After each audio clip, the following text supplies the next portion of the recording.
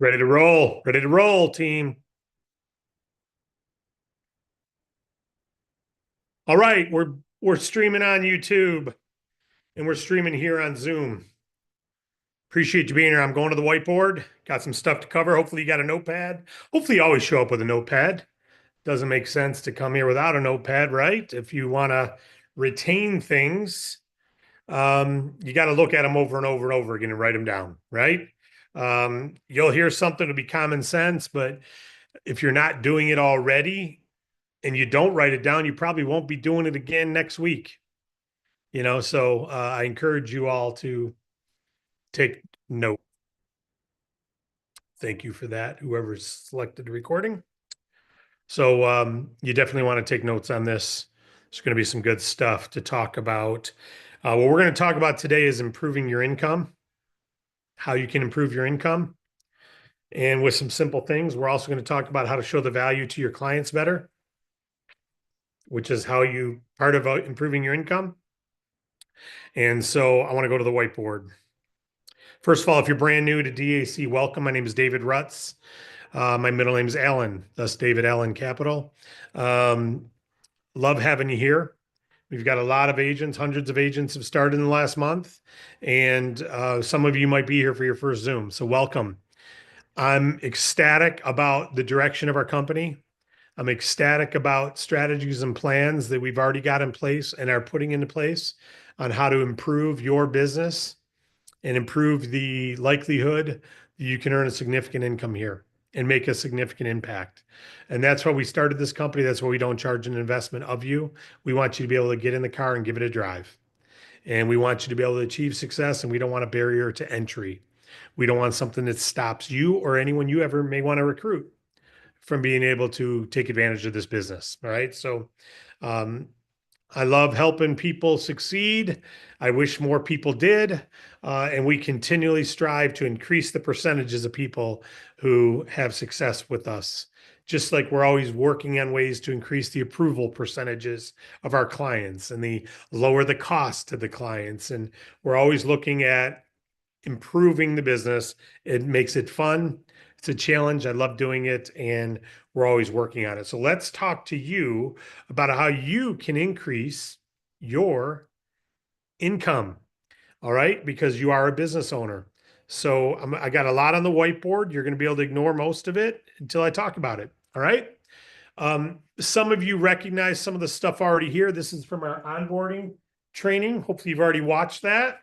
This is from our systems training. We talk about this onboard and recruiting. You get your welcome email, you go through the onboard training, you go through the funding training, you get a game plan with your up team leader.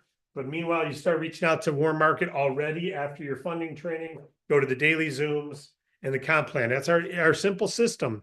And you recruit people into that. But now we're going to talk about increasing your income from customer acquisition and team growth, and a couple things you need to know. What I want you to recognize here is your results, which in this case is income, right, is a percentage of the fundings. It's a percentage of the fundings you generate. Now, it can also be payment processing, but we're talking about funding here. It's a percentage of the fundings you generate. And, we call it a percentage of bonus revenue, but bonus revenue is dictated by the funding amount and the commission we earn. So it's generally a percentage of the funding amount, usually 3 to 4%, right? On the low end, all the way up to 7 or 8% on the high end of the funding. But if you just said, hey, 3% of funding is what I make, you can always make more than that. You generally don't make less than that, right? So that's a pretty good number to look at. Now, your results equal your income. It's based on how much funding you deliver, right? So your results come from two things. The volume of conversations you're having. This is people who hear your message. And this is the number who understand the message. Effectiveness is, do you help them understand the qualifications? Do you know the qualifications? Do you help them understand the approval amount? Do you know the expected approval amounts? The terms, do you know the effective terms? The range. Cost benefit relationship, cost of the funds versus the benefit of the funds. Your understanding of these items makes you more effective. Of course, you then have to add things like confidence, experience, right? Your effectiveness increases over time. You should not expect to be effective immediately. You should expect that as long as you have volume of contacts, you should expect to have some success even before you're effective, because the model is effective, the funding is effective. If you can communicate it correctly, if they understand it correctly, because you communicated it correctly. So that's where you're watching the funding training, right? Talking to your team leader, doing a game plan, maybe role playing with your team leader, talking with them a little bit, and making sure you're communicating the funding platform well, making sure if questions come up on qualifications, you can answer them. On approval amounts and terms, you can answer it. On cost benefit, you can answer it. You want to make sure you can do that. And if so, then once you've got this down, the effectiveness, then all it is volume. Comes down to sheer volume. Once you're effective. Now, volume of people who hear it and who understand it. That doesn't necessarily mean volume of calls. If you call 100 people and you get 100 voicemails and you don't leave a voicemail, does it matter that you called 100 people? No, because how many people heard about the funding platform? None. How many understand it? None.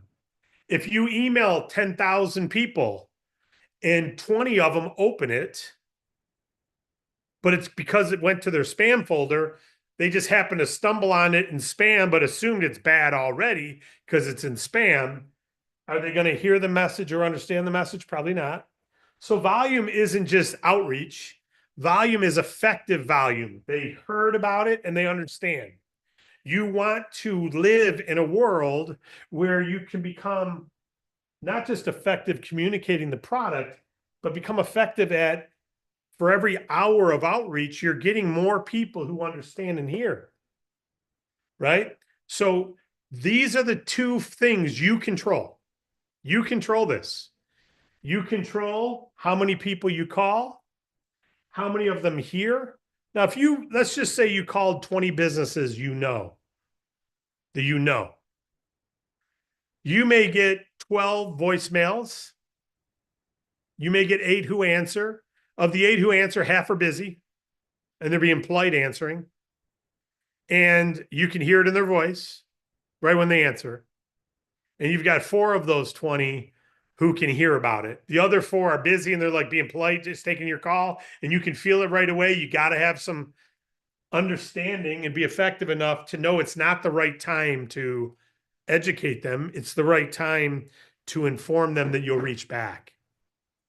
You could say something real quick. Hey, I can tell you're busy. I just want to let you know I'm now in business funding. Would it be okay if I send you something? I'll reach out another time. That's all you got to say. That's it. That's it. You haven't told them yet, but you got permission to go to the next level of sending them something that you now have a reason to follow up. Did you get that email? Did you see about our platform? Right? So some people, when they first start out, that's all they're taught to do is become effective at getting an okay. Would it be okay if I send you an information email? Would it be okay if I send you a little video to tell you about it for if and when you ever need funding? Would it be okay if I send you a link to learn more? Would it be okay if I send you a little email to learn more? That's totally a successful call, because even if they haven't heard it all yet, you now have permission to send them an email and permission to follow up. And now you can ask them, did you read the email yet? Did you click on the link? No. Oh, well, let me tell you about, and you can tell them about the funding. And by the way, the link's in your email. So you've opened the door to keep the process going. But these are the things you want to look at. How many yesterday heard about the funding platform of DAC from you? How many of them understand it? That number can't be 0, or your effectiveness will obviously be 0. Your income would be 0. So what you want to look at is how you can increase this, right? Effectively, how you can increase that and be effective at communicating these things. The business funding training goes through all of these things, so I'm not going to go through it now. All right. But I do want to show you one little concept. Value. We're going to go through this value thing here. Value to the business owner of our funding. Value, there's a guy named Alex Hormozi. You may have heard that name. He's got great training, and he's got a book that I wanted to make sure I wrote this down right. I forgot what this one was, Efforts and Sacrifice. So I had to pull out the book to get the formula. But he says, and he's a very good marketer, online marketer, and he said value equals, the way he determines value, which I really like this.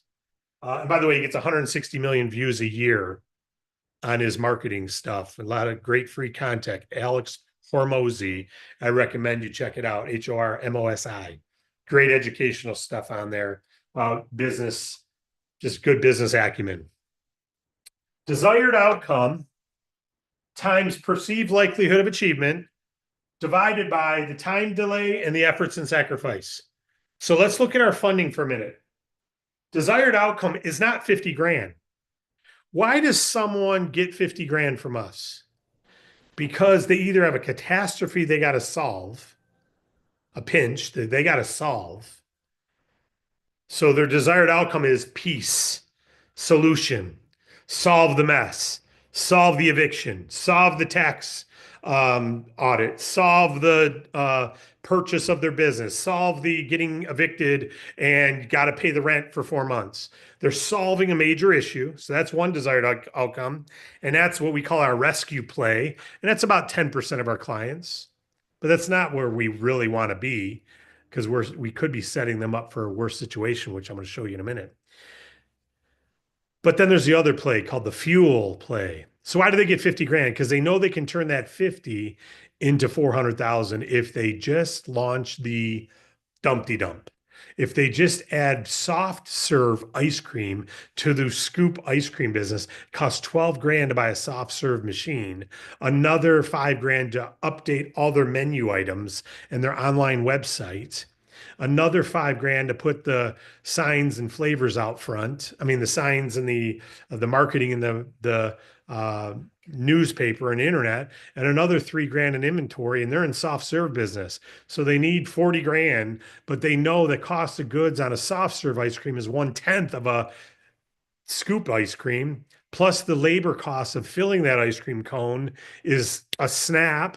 Nobody wants to quit a job where all you're doing is soft serve, but they all want to quit a job where your arm is sore after scooping ice cream for an hour.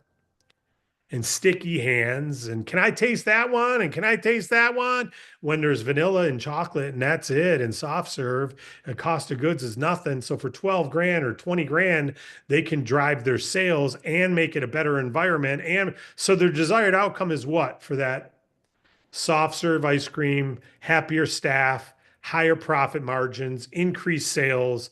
That 30 grand can give them, and they know their math, that 30 grand might be $100,000 in newfound soft serve ice cream a quarter, 30,000 a month, that only cost them 3,000 for that 30,000, 10 cents on the dollar cost of goods instead of 40 cents on the dollar Scoop ice cream. So they know going in, the desired outcome is 30,000 extra in sales. It's not 20 grand to buy the machine or 50 grand to buy the machine. It's 30,000 in extra sales, 360,000 a year more in sales at a cost of goods sold much lower, so they can have much higher profit margin. And in case you don't know cost of goods sold, if you're doing a lemonade stand and you get the best lemonade, squeeze fresh lemons, you add your own sugar, and you do all this, and you buy all the lemons yourself, and you're not using Country Time powder, you're making real lemonade, you're going to pay a lot more per glass. And maybe it'll cost you $1 to make a glass of lemonade. So you sell it for $2, you make $1 only. Where you use Country Time powder and it costs you 15 cents for a glass, you sell it for $2 and you make $1.85. Cost of goods is real low on Country Time powder, so you're making a lot more for that same $2 lemonade than the fresh squeezed real lemons, Some lemons you open the rotten in the middle, got to throw that one away, but you still paid $1 for it. Can't even sell it, right? So cost of goods on soft serve ice cream is much lower, so you can sell it for the same price. Labor's lower because it doesn't take as long to scoop an ice cream with a machine. So desired outcome is 30,000 more sales, profit margin up 20%, labor happier, no less lines because you can serve that customer quick. And all you got to do is have room on your floor to put the machine and clean it each night. And boom, you got a new business. That's great as long as you got the money to buy the soft serve machine. This is a real life story of one of my clients. Another real life story of that same client was as soon as he did the soft serve, like 4 months later, he realized he wanted to do specialty coffee drinks. And so what did he need? Specialty coffee machines, espresso machines like you buy at Starbucks. Okay, those are only $22,000 for the real good ones. That's nothing. You can sell $4 drinks. And how much more sales can you do for $22,000 of coffee equipment? A ton. So desired outcome isn't 22 grand. Desired outcome is a barista machine that I can sell $5 drinks that only cost $1, and I can have all the foo-foo market and the ice cream market and the soft serve. I can make foo-foo ice cream drinks, and I can be in the coffee thing. I can't sell a milkshake for as much as I can sell a coffee milkshake. I want to be in the coffee milkshake business rather than just milkshake business. Really simple, right? Desired outcome. So when you're talking to a client, if you're just saying, I can get you 50 grand, and you're not talking about desired outcomes, what's the value? 50 grand. But when you dream with them a little bit, and you can put on your consulting hat a little bit, and you can think a little bit, not when they're too busy to hear you, not when they're too busy to understand. This is a relationship that over time, after they already know what the funding platform is, they already know it's 20 providers giving you the best offer. They already know about the $500 guarantee. They already know about 5 minutes, simple application, upload 3 months bank statements. They already know we're going to go find the best offer and present it to. They already know the approval amount's usually 50% to 200%, 1/2 to 2 times their monthly revenue. 100 grand, you're going to get anywhere between 50 and 200 probably somewhere around the 100,000 1 month revenue. They already know that. They already know the cost is going to be 1.2 to 1.5 generally. You get 100, you're going to pay back 120 to 140 somewhere. They already know all that. And they haven't proceeded. Well, then it's a good time to be consultant minded. And the next call is you're following up with them. Hey, by the way, what ideas do you have for growing your profit? Is there any constraints you have right now that money might help? Is there anything that we could do to help other spa businesses like yours? They've expanded, added more chairs, and we're able to bring in some more salon techs. You ever thought about doing that? Other restaurants we knew opened up second locations. Ever thought about doing that? You get economies of scale. Every restaurants we knew, they put patios up on their roof. That's what that coffee ice cream business did.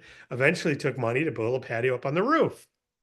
Other ones we know eventually expanded into second locations.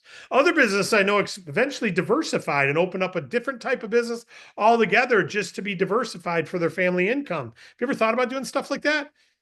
It's okay to share what others have done, because what you're doing is you're helping create desired incomes that maybe they're not even thinking of. So desired income times likelihood of achievement. How do you help them believe there's a likelihood of achievement? First of all, 80% of the people that meet our qualifications get approved. They meet our qualifications. We have a lot of people apply who don't meet our qualifications. All right. I think we had almost 30% of our applications last week were declined on initial viewing. They didn't have the volume. They didn't even do the volume. So I'm going to talk to you all about that in a minute. But perceived likelihood of achievement is we've funded thousands of clients, hundreds of millions in funding. You can tell them that. It's a likelihood you'll have an offer in 1 day. Time delay, tomorrow. Effort and sacrifice, 5-minute online app, 3 months bank statements. You can't get a faster model. Let's look at bank loans.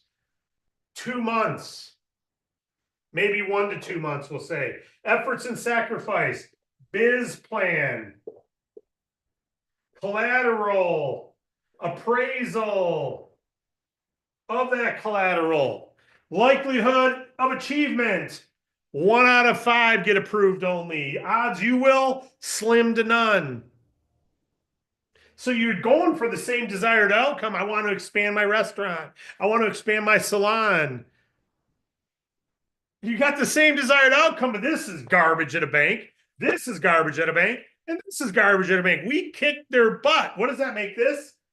Greater value. And you go, yeah, but the cost of capital. Yeah, but if you think only cost of capital, are you talking about monthly payment or total cost? Because total cost on average of a bank loan is 1.34 times what you get. 5% over, I'm sorry, 12% over 5 years. Some loans are a lot more than that, but 12% over 5 years is 1.34 times what you get. You get 100 grand, you're paying back 134. Yeah, it's not 12%. It's 12% over 5 years, which is 134,000 on 100 grand. And if you pay it off early, you got to pay a penalty.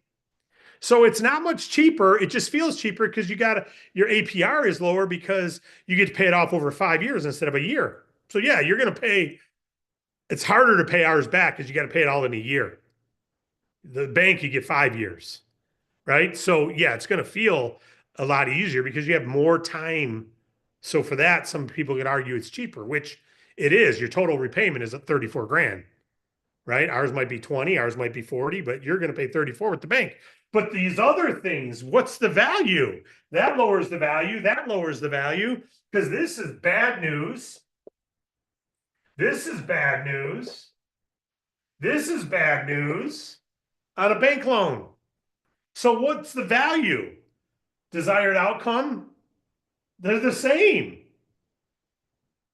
They're the same. But we've got them beat here. So if you know this, I'm not saying you lead with this. I want you to know this so that when you're talking about this is how you make the value more. The way you make the value more is you let them know that it's 1 day. You let them know it's only 5 minutes. You let them know 80% get approved who meet our qualification. Over 80%. Over 80%. Yes, yes. Which means your desired outcome is a yes. Now, there is a cost, right? But that's not considered in the value. That's considered if you've got a big value, cost doesn't matter. If you don't have a big desired outcome, cost matters. Do you know if I said to you, we go out to lunch together and you've got $20 in your wallet and we sit down and we're going to buy pizza together and we're each going to put up $10 to buy our pizza and an appetizer. And I say, hey, I'll loan you your 10. Just give me back 10.25 later on today. You'd go, no, I'm good. I got 10. I don't need your $10.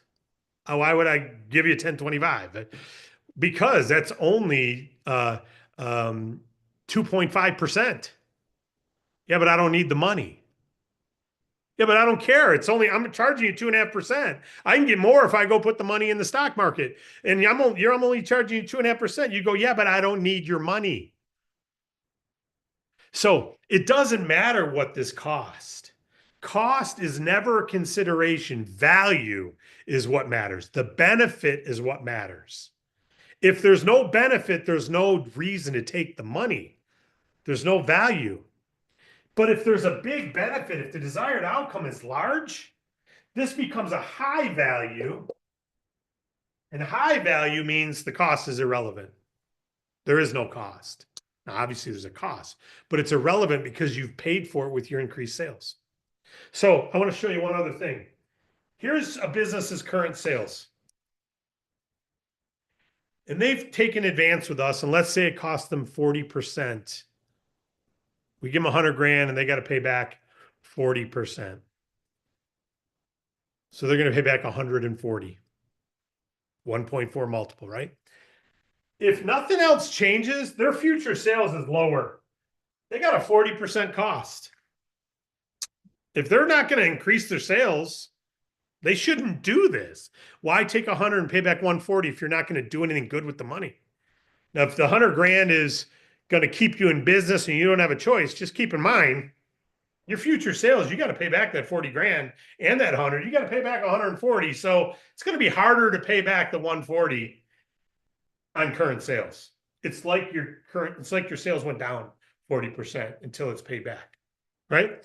But what if that 100 grand isn't going to just become net lower sales because you're going to invest it into a high value item up here 200% times. You're going to take that 100,000 a month and turn it into 200,000 a month in sales. Do you mind that you got to pay back 140? You just doubled your sales and now your cost is irrelevant because you're paying for it from all newfound money.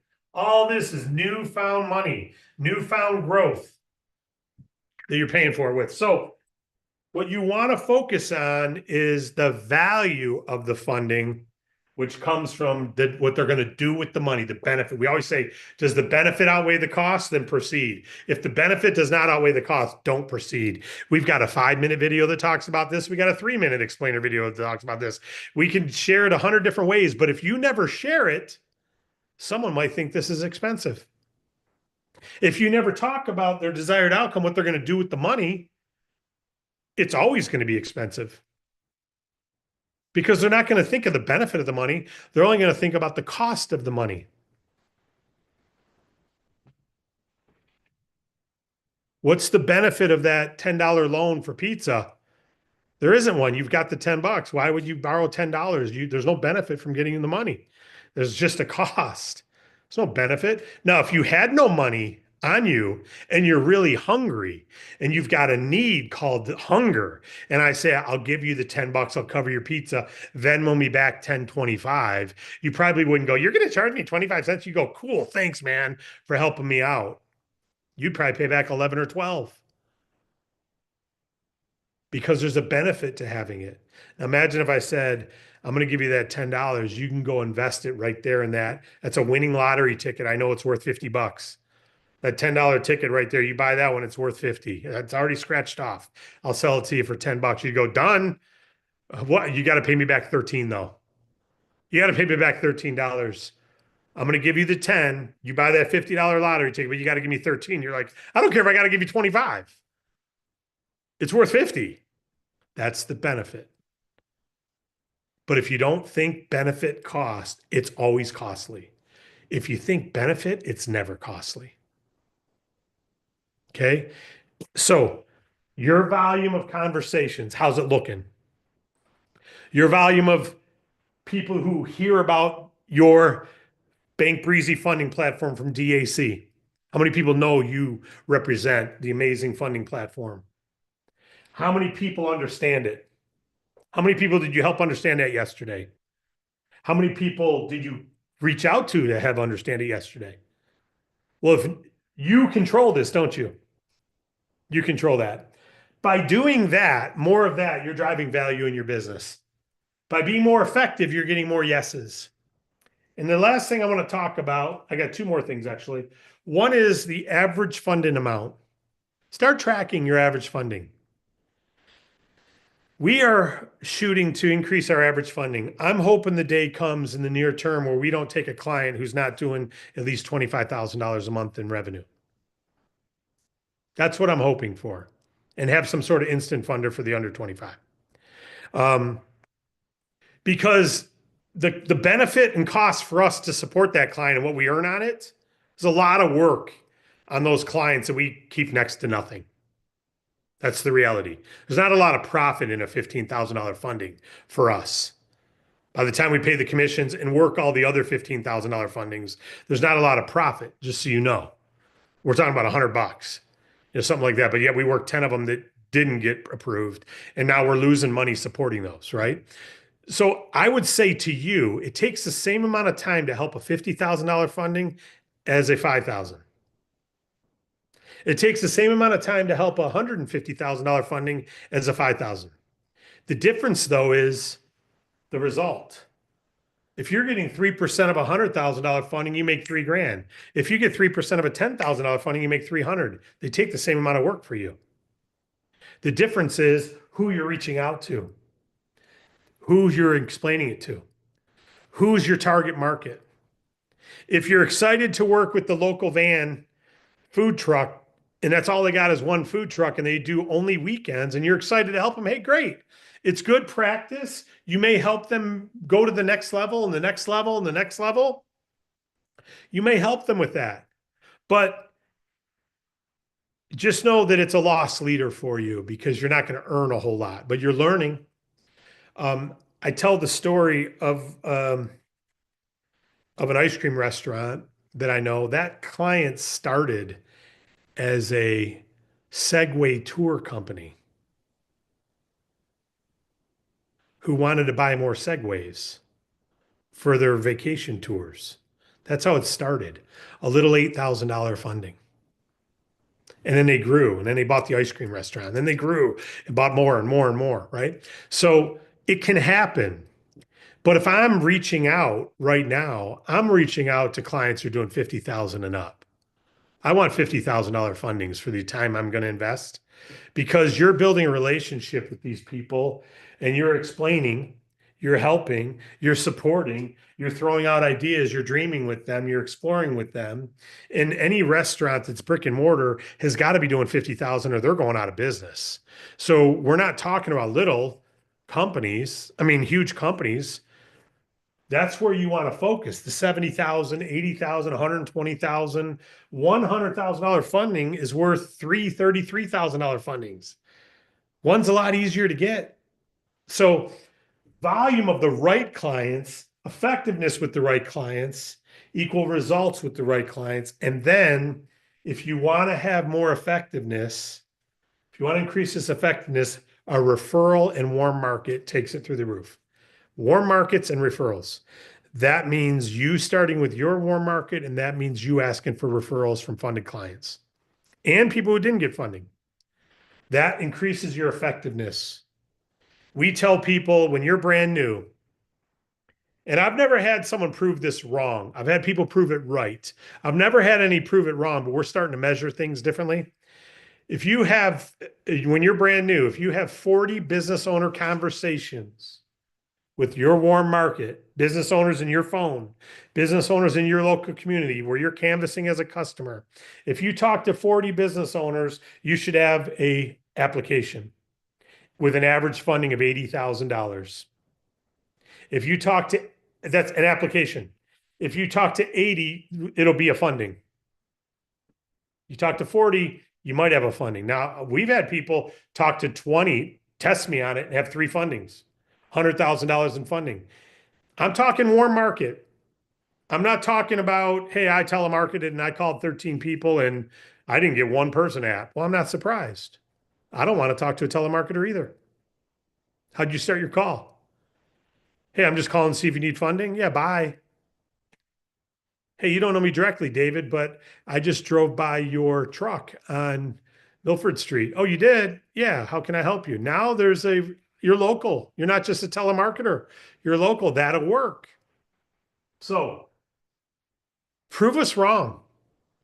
Prove us wrong. Have conversations with 40 people in your phone, 40 businesses that you canvass as a customer, and watch how many fundings you have. And every brand new person you recruit, they can do this. They got to go through the trainings though, so they can have effectiveness and answer these questions. And then if you're brand new, your enroller will help you with this. If you need help, if they're experienced, if not, someone in their up team will. If you need help with a 3-way call with a client, you got someone who's got some questions before they apply, get them on the phone with your team leader. They'll help you out. They're earning an override. They'll help you out. So use your team, increase your volume. This right here is your key. Assuming you're going to communicate it effectively, assuming you're going to follow what you hear in the training, then it's just increase your volume. Make sure you've maximized all your warm market. Make sure you've maximized all your direct messaging in your social apps. Okay. Make sure you've maximized all that before you start going to cold market. Okay. Cold market, your effectiveness goes way down, even if you know it all. Now, that doesn't mean you don't do it. You can still be effective enough to do very well. Very well. but your warm market is hot. That's why we say warm market reach outs right here. That's why it's in this stage right here. After you've onboard training and funding training, it's time to do your warm market outreaches right then. Text, email, phone, you can do it all right then. That's where it is in the steps. And then you get a paycheck pretty quick because you get the results. If you can get through 80 people in your warm market, 80 conversations, you got a funding. You probably have 2 or 3 actually. If they're warm market. Okay. So, and tell all your new people that too. Tell them to watch this if they need to. But these are the 3. You control this and this. You control those. I don't determine your pay. You do. Who does? You do. You got to jack this up and jack this up. Now, we talk about other cold market things like doing a video channel, YouTube channel, putting Facebook posts up, putting social posts up. I see so many people who are on these Zooms every week and they don't do any of it. They don't do any of that. And I just scratch my head and go, yeah, you're not coachable. Don't even come to the Zooms if you're not going to do what we teach. We're not talking to talk. We're talking because it works. And if you're not going to do it, why are you coming to the Zooms? Why do you come for mentorship if it's just social club? So unfortunately, I can't require anything, but I baffle myself when I see someone not making money coming to the Zooms and not doing what we say to do. And go, why you're not earning income and you're not doing what we teach, yet you're coming to the teaching. What's the deal? And we're not asking. A lot of the stuff we ask to do is passive, not even proactive. Record a video of yourself. You look at Nick DeHame's website, you'll see videos. And you look at someone else not making money, no video. I can't. I've not personally reached out to anyone to join the business I take that back. I reached out to a couple people last week. They didn't reply yet, but I'm recruiting. I don't know how many a week. I get ding, you enrolled a new person, ding, just for my social posts. Application, you got a new application funding just for my social posts. So it's one of the easiest ways, but this you can control, grow it, improve it, and this occurs. All right. Real simple. A lot of good things coming. We're fine tuning everything that is our business, and our programmer's got the LMS integration in his hands. As soon as it's done, we'll be populating and rolling. And then everyone will have to go through that when they join. Right now, your team doesn't have to. I don't want any comments about this today for sake of time. But is there any questions from anybody about anything? Questions, not comments. Any questions about what I've talked about today? I'm going to see if in the chat room. I hope you feel empowered that you can get after all this yourself. Reference sheets at DACRC. Yes, thanks, Sharon.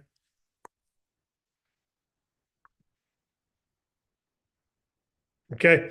Well, then I would just say this in closing. What makes your business worth a lot of money is predictable recurring revenue. Predictable recurring revenue occurs in our business when you have a team. It doesn't occur on your own unless they're payment processing customers. You will get a renewal revenue. We see a good significant percentage of our funding each week. About 40% is renewal.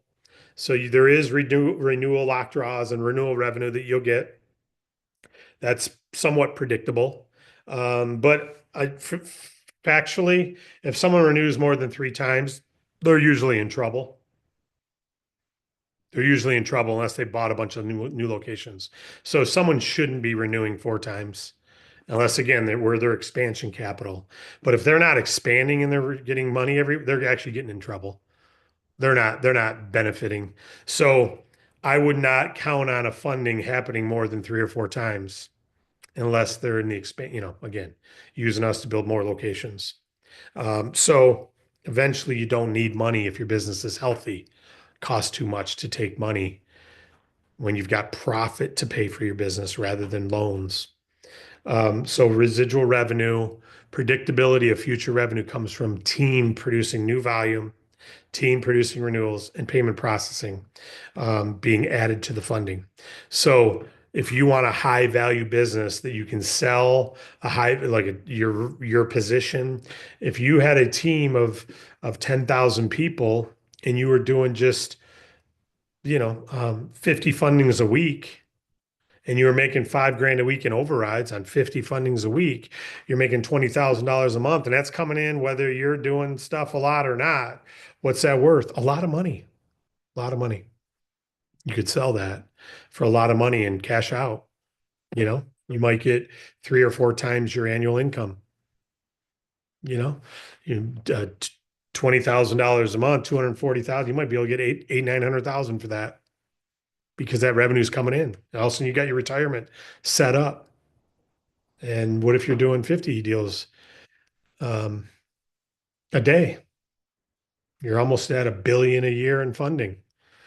What kind of commissions are you earning on your team? So don't go slow on the team building. If you don't want to build a team, you never have to, but you're walking away from a lot of wealth principles that we make available for you. And there's people in your inner circle that could use our business. Tuesday night, McGuire Tate and I will be doing the BizOp meeting combined, the two of us. We're going to be tag teaming that. Nick DeHame's going to start doing some in the future. Thanks, Nick, for your email. We're going to be talking about that. So, but we've got McGuire and I are tag teaming together Tuesday night. So bring some people out. We're going to light some hair on fire. And I might be doing something after the presentation end that's a little different, little new. We might start doing something. I'm not telling the world about it yet, but if it's done and ready, then Tuesday night after the BizOp, I'm going to be doing something new. All right. So between now and then, don't wait. Share your partner page. It's got a 4-minute video that lights people's hair on fire. It's bringing in 7-figure earners to see our business. They're like, this is impeccable. Business owners are seeing the funding platform is the best funding available. Our opportunity, best opportunity available. It's obviously for the right person, but we've taken away all the barriers. We've added all the horsepower. And it's just a matter of someone who's willing to do this and understand this. And you can't stop this from happening if you do this. So I would check your volume, the number of people you're reaching out to. That's probably what you have to adjust most if you're not happy with your income.